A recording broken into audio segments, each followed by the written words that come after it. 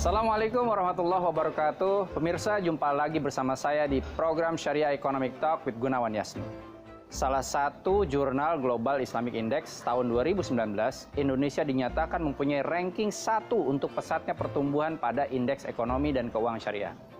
Namun belum dapat dikatakan ranking 1 untuk industri halal yang seharusnya terkoneksi erat dengan ekonomi dan keuangan syariah. Padahal, Indonesia termasuk salah satu negara dengan umat muslim terbanyak di dunia. Lantas apa yang membuat Indonesia belum berada di puncak posisi untuk industri halal ini?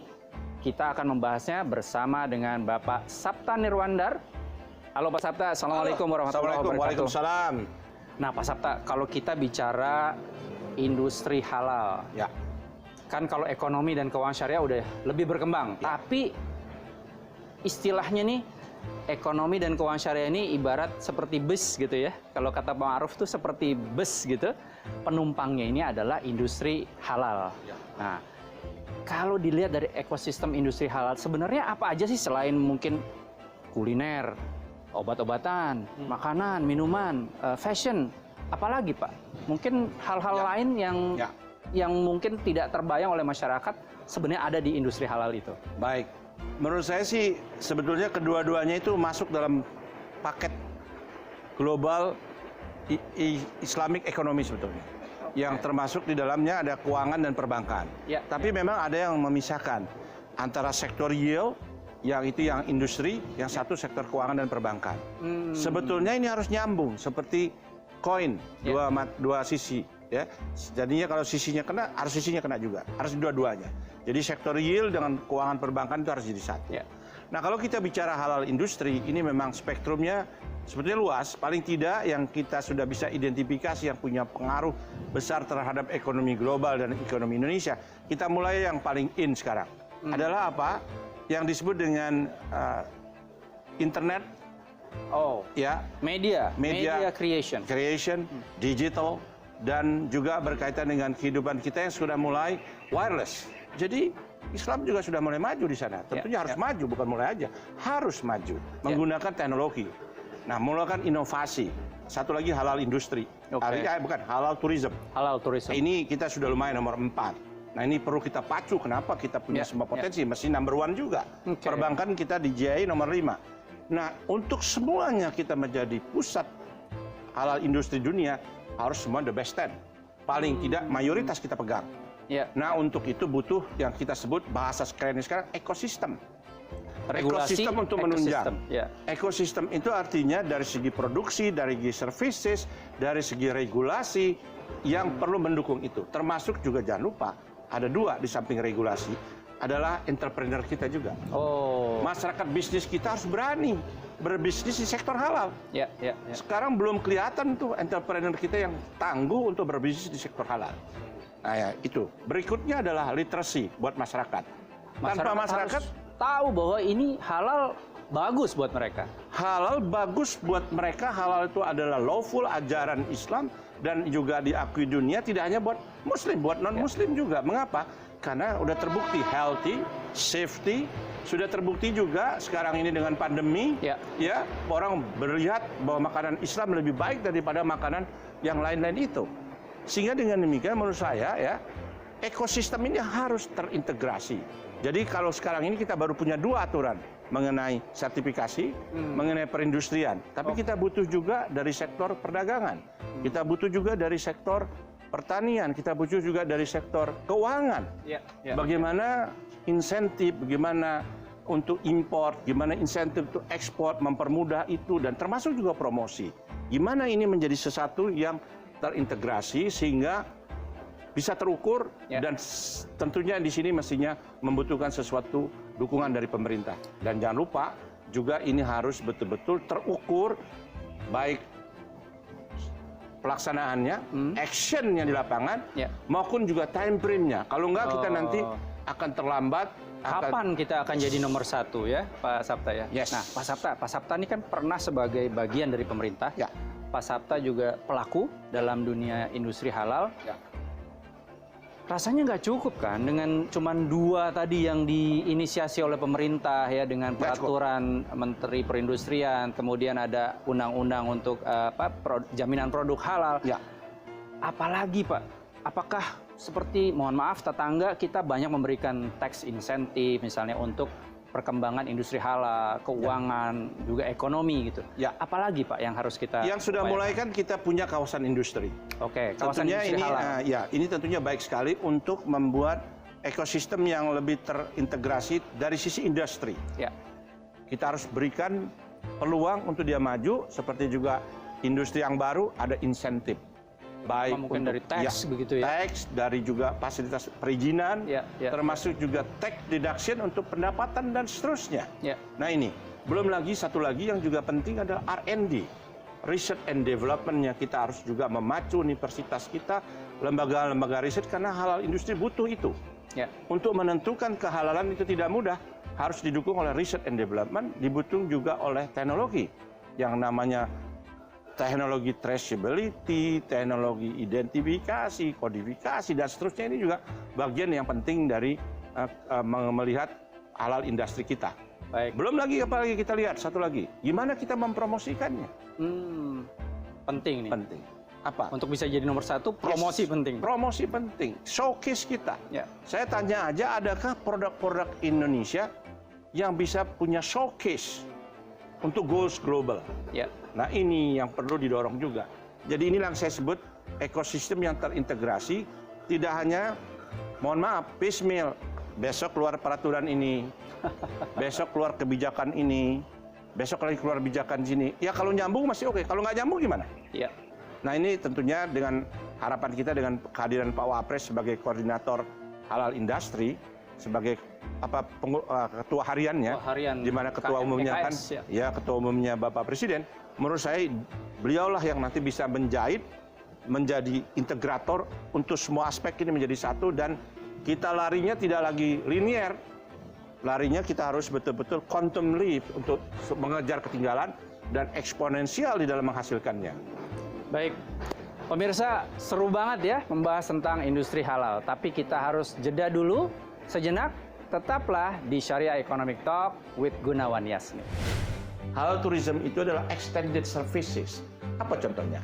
Kalau kita ke Toba, bukan Danau Tobanya, Mas, Yang dimuslimkan. yang dimuslimkan. Tapi di sana ada restoran Halal, ada masjid, ya. ada services halal. Ya.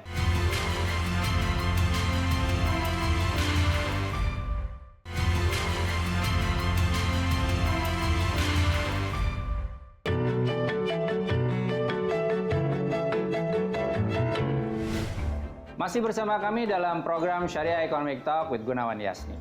Kita tahu dalam industri halal yang menyangkut tentang wisata, fashion, dan kuliner itu memiliki kreativitas yang sangat tinggi. Apalagi saat ini sudah memasuki era digital. Peminatnya pun sangat banyak. Nah, faktanya adalah kreativitas bangsa Indonesia sangat tinggi nih Pak Sabta. Ya. Tapi kok masih belum jadi nomor satu ya? Padahal kita dari sisi fashion, dari sisi kuliner, dari sisi wisata halal kita di daerah-daerah yang dimana di situ ada jejak-jejak umat Islamnya, itu begitu luar biasa pemandangannya, objek-objek wisatanya. Nah, bagaimana kita mensikapi kenyataan seperti ini, Pak Sabta? Ya, kalau kita lihat dari perkembangan halal industri, kita lihat sih tidak semua ya, kita itu dalam tanda kutip tidak maju. Umpamanya kita ambil aja industri fashion kita. Industri fashion kita itu, atau yang kita sering sebut modest fashion, Ya.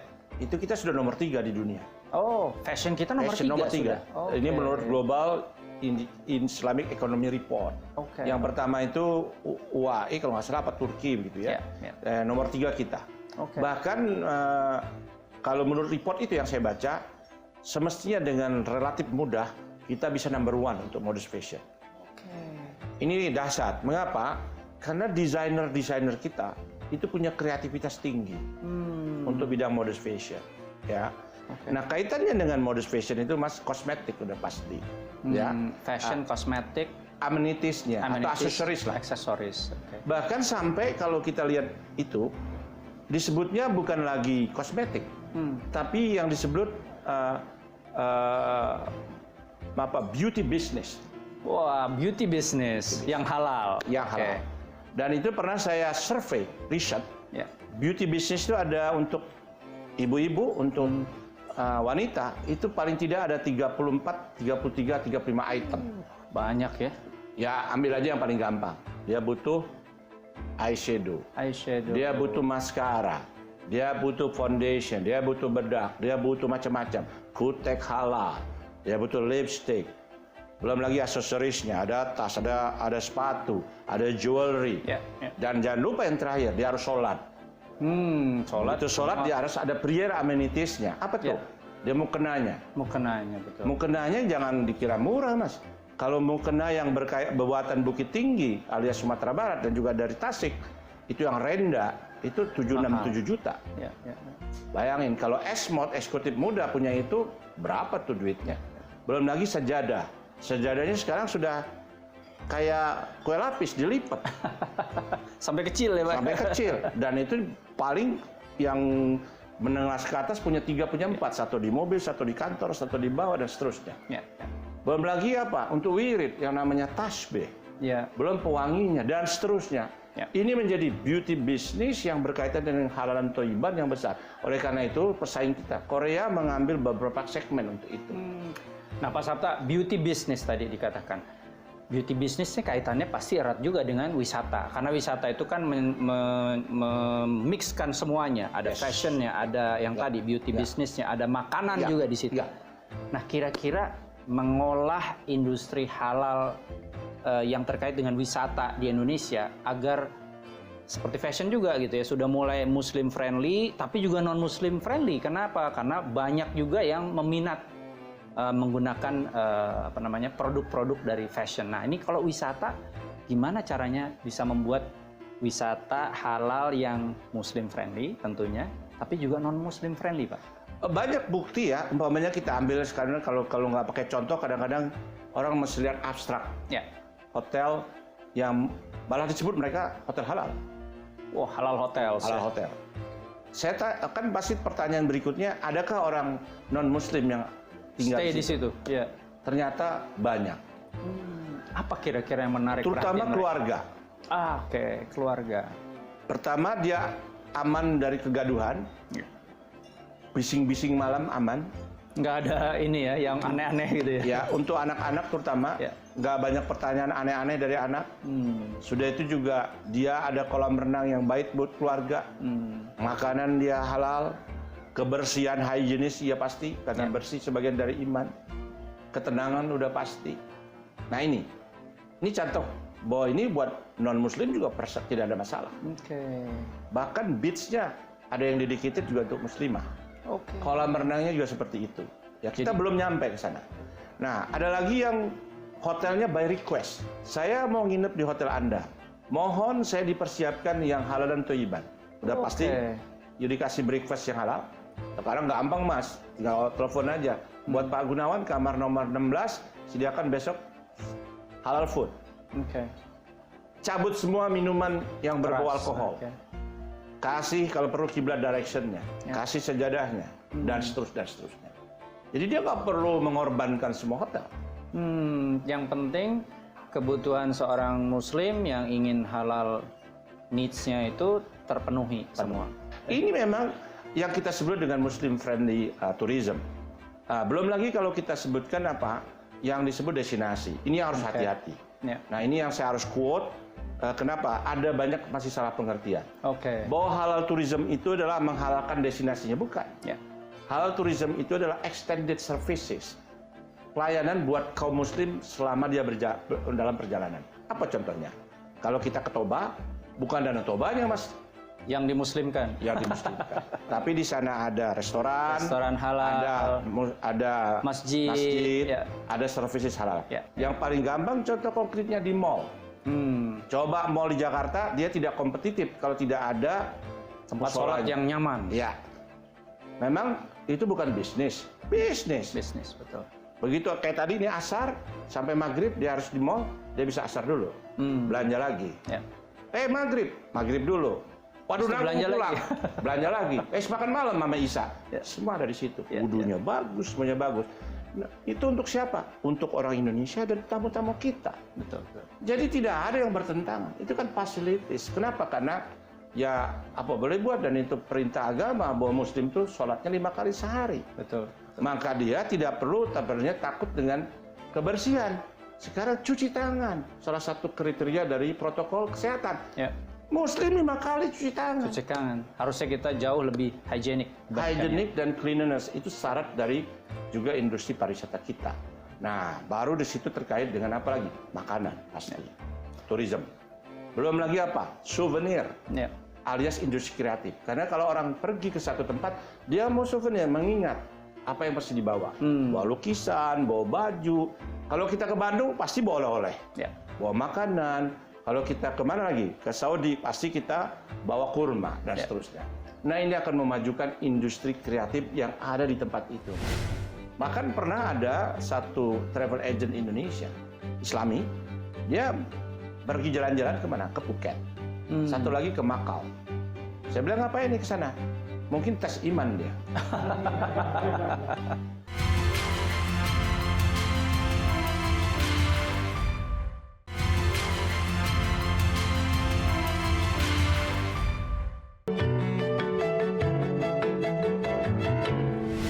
Kembali lagi bersama saya dalam program Syariah Economic Talk with Gunawan Yasni. Melanjutkan pembicaraan kita tentang industri halal di Indonesia yang terdiri dari hotel, spa, kuliner, dan wisata halal syariah. Beserta pendukungnya yang menjadi pertanyaan adalah siapa sebaiknya yang mensertifikasi kehalalan syariahnya.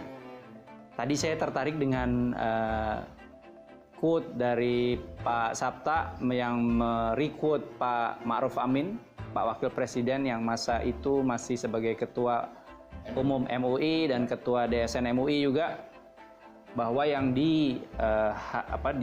disyariahkan, dihalalkan itu bukan destinasinya, tapi pelayanan-pelayanan. Ini detailnya gimana nih Pak Sabta? Jadi gini, ada satu saat pada waktu ada seorang mengatakan bahwa Bali akan dijadikan industri halal, industri pariwisata halal. Mulai terjadi reaksi dan juga Danau Toba. Ini bereaksi semuanya dan menolak tentunya. Ya. Nah, itu karena ada misperception, tapi juga salah dalam mengartikan. Maka saya satu-satunya referensi yang harus kita lihat dan juga itu sudah disepakati pada waktu ada pertemuan tingkat tinggi lah katakanlah 2017. Ini saya akan takut salah ya, saya ambil aja. Ini sudah diterbitkan di Republika di tahun 2017, 10 Agustus. Ini sebetulnya ada 3. Saya menyoroti dari services, Pak Bambang, waktu itu Ketua Bappenas, sekaligus juga Menteri PPN-nya. Beliau juga Ketua IAEI kalau nggak salah. Dan yang paling penting adalah Pak Ma'ruf sebagai Ketua MUI, Ketua DSN, dan satu lagi Rois Am NU. Iya, Rois Am. Kurang gimana lagi referensinya. Ini saya katakan, dia bilang begini, dan ini menjadi quote saya sehari-hari menghadapi katakan pertanyaan dari terutama yang tidak terlalu mengerti esensi dari wisata halal. Nah, ini beliau bilang begini, ini di 2017 dan ini tetap kita dipegangan. Bicara wisata halal, yang dihalalkan bukanlah destinasi atau tempat tujuan wisatanya. Jadi kalau kita ke Ijen, bukan Gunung Ijen, ya Kawah Ijen yang dihalalkan. Nah, gimana caranya? Itu kan punya Tuhan, punya manusia, Tuhan, punya Allah, ya kan? Punya Allah. Melainkan pelayanannya, termasuk di dalamnya hotel syariah, restoran syariah, dan spa pun harus syariah, alias halal. Nah itu Pak Ma'ruf. Jadi menurut saya ini yang paling pas. Jadi yang kita keren yang lebih keren dalam bahasa pariwisata adalah extended services. Pelayanan tambahan bagi Muslim travelers, wisatawan Muslim. Kenapa? Kan standarnya makan, tapi buat Muslim travelers halal. Harus halal. Ya, sudah itu ada tempat sholat, itu kan tambahan. Nah, sudah itu apa? Ada sajadah, tambahan. Dan seterusnya. Nah, ini services buat si hotel, buat si restoran. Nah, service ini tentunya akan juga menambah pendapatan buat dia. Menjadi bahan kompetisi juga sekarang, bahkan menjadi branding. Nah, banyak peminatnya. Oleh karena itu, Sekarang berlomba-lomba orang membuat fasilitas yang kita sebut fasilitas untuk ibadah dan seterusnya. Termasuk tadi yang saya sebutkan, mall, termasuk juga destinasi pariwisata dan seterusnya, itu harus dilengkapi seperti fasilitas beribadah. Itu, Mas. Jadi Pak Sabta, kalau kayak gitu, gambarannya semua bagian dari industri, pelayanannya bisa memberikan kehalalan bagi terutama Muslim traveler, begitu ya kira-kira. Hanya satu yang absolut, makanya ada teknokrat yang membedakan Muslim friendly tourism atau halal tourism dengan Islamic tourism. Oke. Apa bedanya? Kalau Islamic tourism hanya 1 dan 2. 1 haji, itu Islamic tourism. Oke. Karena dia aturannya absolut dia seperti itu. Harus pakaian Islami dan seterusnya. Tapi kalau yang disebut Muslim traveler, halal Muslim friendly travelers, ada lagi wisata syariah dan seterusnya, itu adalah services lebih banyaknya. Kenapa? Servicesnya mengutamakan yang halal. Umpamanya Mas Gunawan pergi ke Turki, itu wisata biasa, tetapi you request services tambahan untuk makanan halal.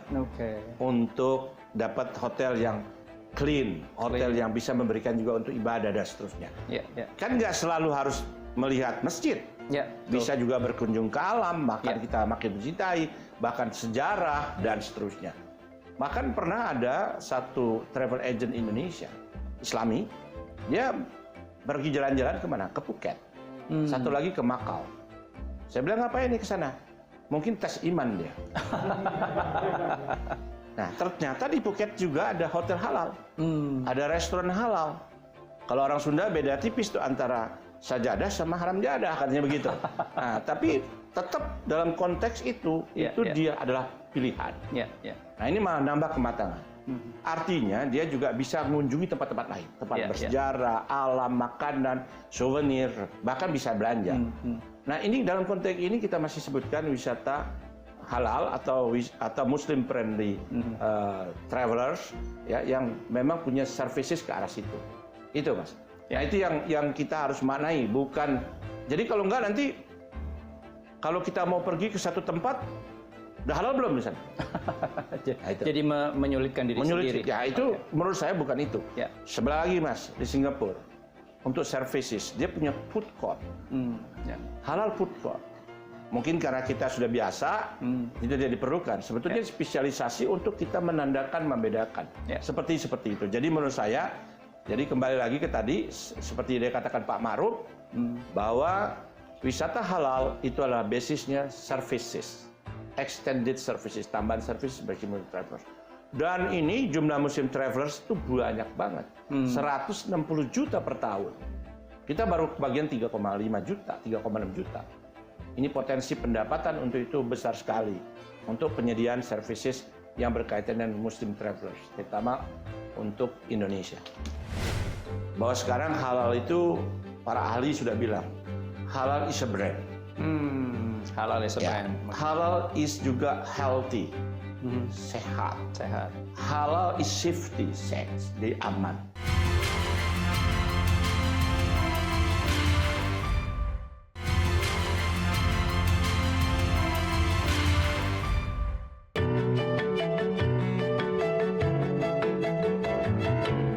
Masih bersama kami di program Syariah Economic Talk with Gunawan Yasni. Tadi kita sudah berbincang sampai soal kriteria dan siapa yang ideal memberikan sertifikasi halal dalam dunia industri halal.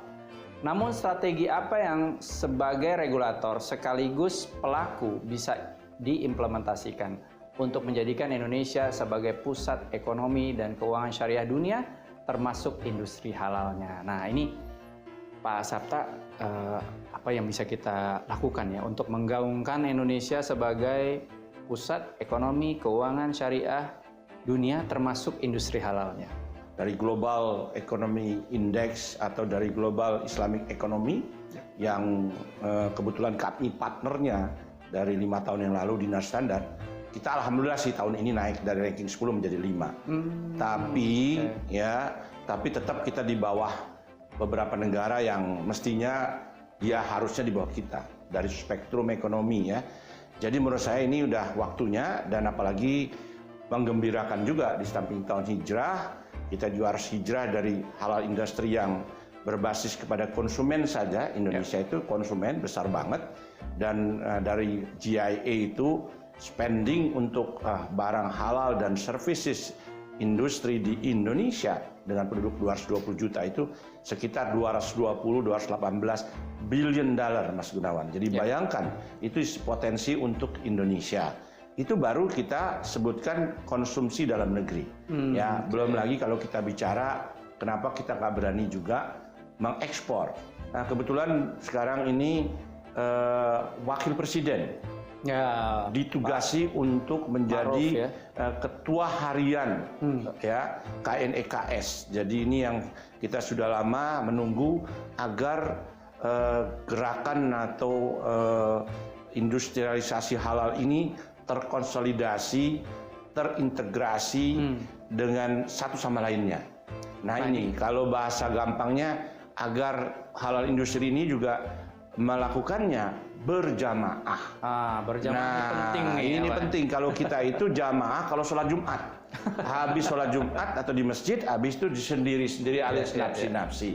Nah itu yang sering dalam bahasa milenial jaka sambung, nggak nyambung satu sama lain. Nah ini tidak saling menunjang. Menurut saya itu harus saling menunjang ya. Jadi ini yang kita sudah lama menantikan. Apalagi saya dari katakanlah Chairman Indonesia Halal Lifestyle Center sangat mendambakan agar kita punya kekuatan di halal industri yang bisa memberikan sumbangsi tidak saja buat kemaslahatan umat Islam tapi juga umat manusia seluruhnya. Karena dalam pesan Al-Quran mengenai halal dan thayyiban itu adalah ya ayuhan nas, buat semua manusia. Betul. Coba kita perhatikan produk-produk industri halal itu produsernya atau yang punya juga tidak selalu muslim. Artinya di situ punya kemaslahatan bagi juga non muslim. Nah Pak Sabta ini kan kalau kita bicara target-target tadi ya ayuhan nas tadi kan kita bicara halalan thayyiban, targetnya ya ayuhan nas, manusia secara umum. Berarti bisa kita umpamakan bahwa halal ini harus Muslim friendly, of course it has to be Muslim friendly begitu, tapi juga non Muslim friendly. Lalu kalau seperti itu, kira-kira yang menjadi target daripada halal industri ini, kalau kita sebagai konsumen terbesar, nggak ada keraguan, Indonesia nih jumlah muslimnya paling besar di dunia kan. Tapi target halal, kehalalan dari industri halal di Indonesia, ini sebenarnya siapa aja, dan mungkin Pak Sabta bisa ceritakan sebenarnya ekosistem seperti apa yang sudah tercipta selama ini? Jadi kalau soal halal dan thayyiban ini prinsipnya universal, Mas. Karena ya ayuhan nas tadi, kita bisa buktikan beberapa contoh ya. Bahwa sekarang halal itu para ahli sudah bilang, halal is a brand. Halal is a brand. Halal is juga healthy. Sehat. Halal is safety, jadi aman. Kita ambil aja bukti yang paling baru ya. Belum lama, seminggu yang lalu saya baca di satu koran bahwa WHO, World Health Organization, itu mengumumkan maklumat. Kira-kira kalau bahasa Quraninya, hai sekalian manusia, dianjurkan jangan makan lagi binatang-binatang liar, alias binatang buas, ya kan? Nah, jadi kedua binatang-binatang yang tidak biasa dikonsumsi. Ya, berikutnya jangan kau makan juga yang menjijikkan dan seterusnya, termasuk juga jangan minum alkohol. Ini kan sense of Islami. Ya, betul. Ya, ini kan apa? Karena ada kekhawatiran seperti kejadian di Wuhan. Salah satu penyebab di Wuhan itu adalah karena makannya macam-macam. Yang nggak boleh dalam Al-Quran yaitu ayat 173 Al-Baqarah. Makan kelelawar, makan kalajengking, makan ular, dan seterusnya. Nah ini mengakibatkan tidak sehat dan sekaligus juga ya memberikan virus dan seterusnya. Nah, sekarang ini dengan situasi ini makin confident masyarakat dunia. Ternyata makanan halal, gaya hidup halal itu sangat relevan dengan kehidupan manusia pada umumnya. Nah, menurut saya ini juga berkaitan dengan apa di sana? Budaya dan juga wisata. Oh, wisata yang juga Muslim friendly dan non Muslim friendly. Yes. Dan kalau Muslim friendly itu pasti akan juga non Muslim friendly. Jadi halal food itu bisa dua atau bisa two in one. Muslim. Jadi kalau tidak halal biasanya only one client. Begitu tanya makanannya apa? Tidak halal, kita nggak masuk. Begitu halal, yang non halal juga nggak ada masalah karena choice-nya begitu banyak. Betul. Nah, belum lagi kita bicara sekarang yang disebut media recreation. Kita sebut apa juga digitalization. Nah, ini juga Muslim sangat friendly untuk ini. Bayangkan sektor film, televisi, termasuk juga dakwah sekarang pakai YouTube, pakai TV dan seterusnya. Jadi menurut saya spektrum halal industri Mas Gunawan ini luas banget dan ini juga tidak hanya fisabilillah, tapi kalau bahasa Sundanya piduiten. Ada duitnya, ada bisnisnya. Ini yang paling utama adalah yang disebut dengan literacy. Kesadaran masyarakat menggunakan produk halal itu paling nomor satu. Karena dia bisa menjadi pressure untuk industri.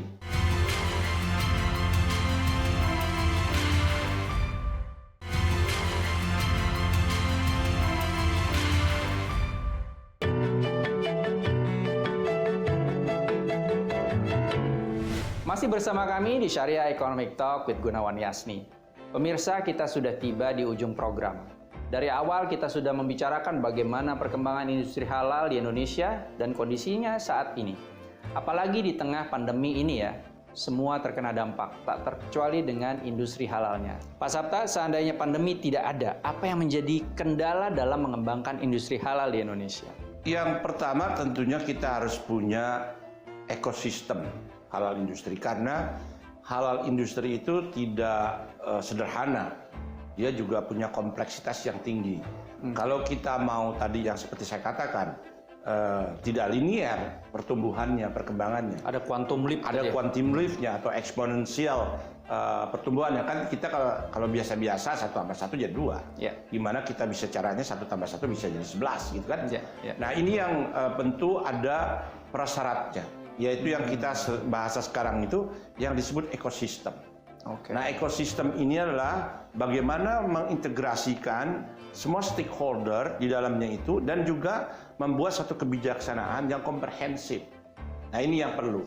Nah, tentunya tidak hanya sebatas itu, tapi juga punya action plan dan quick win yang terukur. Nah, kalau quick win terukur untuk industri halal Indonesia. Nah, ini yang perlu kita siapkan. Umpamanya di dalam ekosistem itu kita bisa bagi paling enggak yang umum ya. Satu adalah sektor produksi.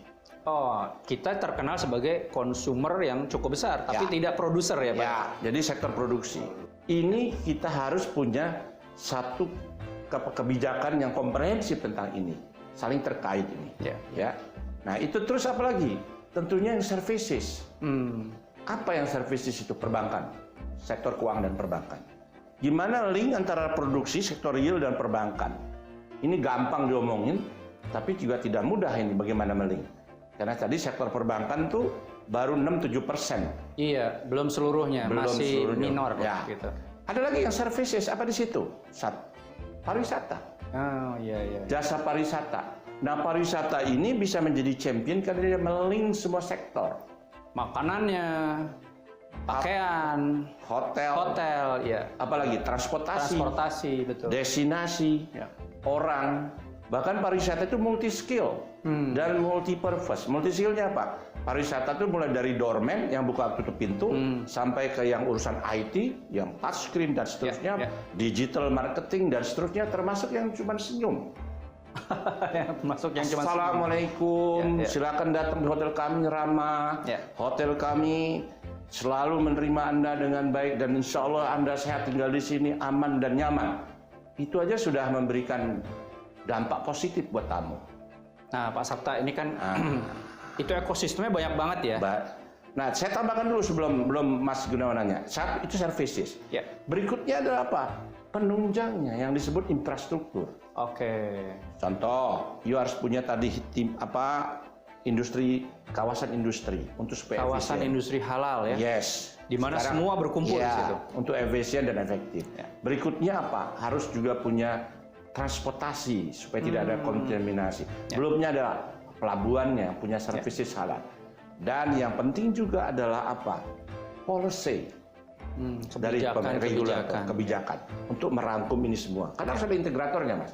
Yang berikut ini yang paling utama adalah yang disebut dengan literacy. Kesadaran masyarakat menggunakan produk halal itu paling nomor satu. Karena dia bisa menjadi pressure untuk industri. Jadi kalau boleh Pak Sabta saya sedikit simpulkan bahwa Indonesia bisa menjadi nomor satu, menjadi yang teratas di dalam industri halal termasuk pusat ekonomi dan keuangan syariah dunianya. Itu sangat bergantung kepada kemampuan kita memperbaiki apa yang menjadi PR perbaikan di ekosistem yang ada. Seluruh stakeholders, literacy, kebijakan pemerintah begitu ya.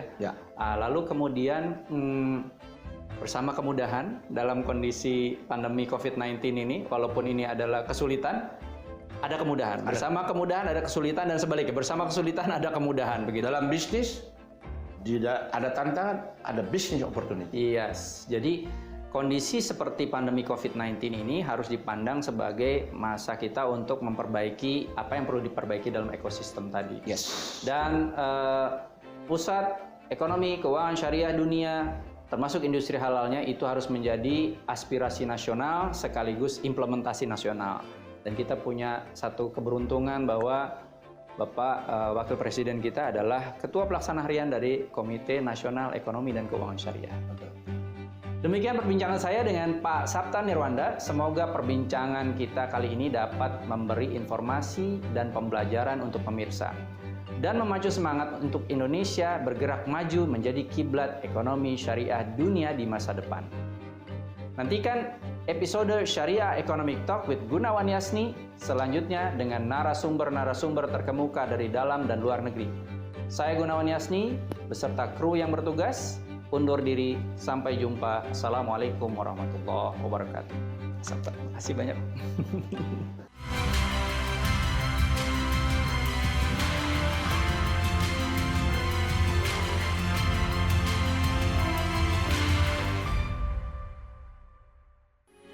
Metro TV, knowledge to elevate.